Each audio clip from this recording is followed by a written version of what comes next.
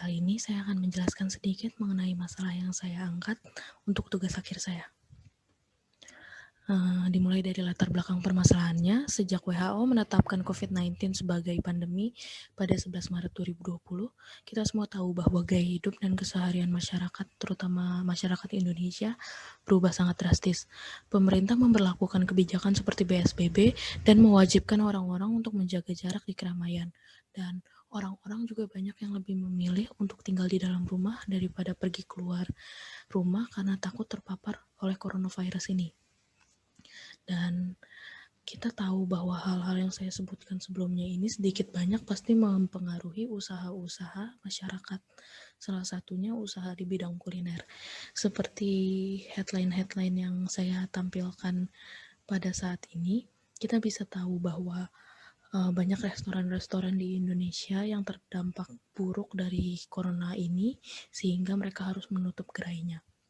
Dan kalau melihat berita-berita ini, kita pasti berpikir bahwa orang-orang itu banyak yang tidak lagi membeli makanan dari luar karena takut akan terpapar virus corona dari makanan yang mereka beli. Tapi kalau kita melihat dari berita ini, transaksi di GoFood dikatakan oleh perwakilan Gojek per tanggal 15 September 2020 mengalami kenaikan sebesar 20% sejak awal pandemi COVID-19 ini dimulai. Dan dari sini kita bisa lihat bahwa masyarakat tidak sepenuhnya menghindari untuk membeli makanan dari luar rumah. Dan kita juga bisa tahu bahwa ada usaha-usaha kuliner di luar sana yang bisa mempertahankan penjualan mereka di masa yang sulit seperti ini. Dan bahkan mereka bisa saja meningkatkan penjualan mereka di masa pandemi. Karena itu, saya membuat tujuan untuk menganalisis bisnis kuliner yang tren di masa pandemi, dan saya ingin melihat bisnis seperti apa yang akan bertahan bahkan setelah pandemi ini selesai. Untuk melakukan penelitian saya tersebut, saya mengambil data dari website Google Trends, dan dari website ini saya mencari beberapa kata kunci yang ingin saya amati, dan 2 diantaranya adalah frozen food dan hidangan penutup.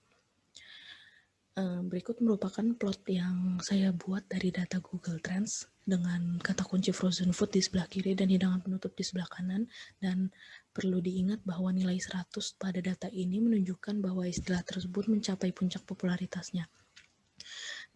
Kedua data ini saya ambil dari Oktober 2019 sampai September 2020, dan saya akan meninjau salah satu plotnya saja, yaitu frozen food. Bisa kita lihat pada grafik yang saya tampilkan bahwa dari akhir 2019 sampai awal tahun 2020 sekitar bulan Maret, itu nilai pencarian frozen food di Google berkisar di antara nilai 25. Namun sejak bulan Maret saat pandemi ini mulai muncul di dunia, pencarian mengenai frozen food di Indonesia meningkat secara tajam hingga mencapai sekitar 80, lalu mulai turun lagi hingga pada sekitar akhir bulan Mei atau awal bulan Juni mengalami kenaikan lagi dengan sangat drastis, di mana kita tahu pada awal bulan Juni ini itu merupakan saat-saat di mana pemerintah mulai menggencarkan PSBB di beberapa daerah di Indonesia. Nah, setelah meningkat secara tajam sampai mencapai puncaknya dengan nilai 100, pencarian mengenai frozen food ini mulai menurun. Namun kita bisa lihat bahwa nilai ini itu masih lebih tinggi daripada nilai pencarian frozen food sebelum pandemi ini dimulai. Dan kita bisa melihat bahwa hal yang sama juga terjadi di plot dengan kata kunci hidangan penutup.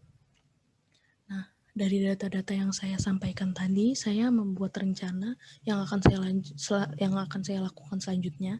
Di antaranya yaitu pertama mengamati sifat data asli maupun data akumulasi dari data-data Google Trends yang saya dapatkan sebelumnya. Lalu saya ingin mencari parameter-parameter yang mempengaruhi data-data tersebut. Lalu dari data-data tersebut saya akan mencari model-model interaksi yang sesuai untuk data-datanya.